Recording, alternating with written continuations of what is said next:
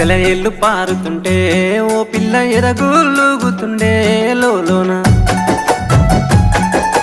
నదులన్నీ కలిసినట్టు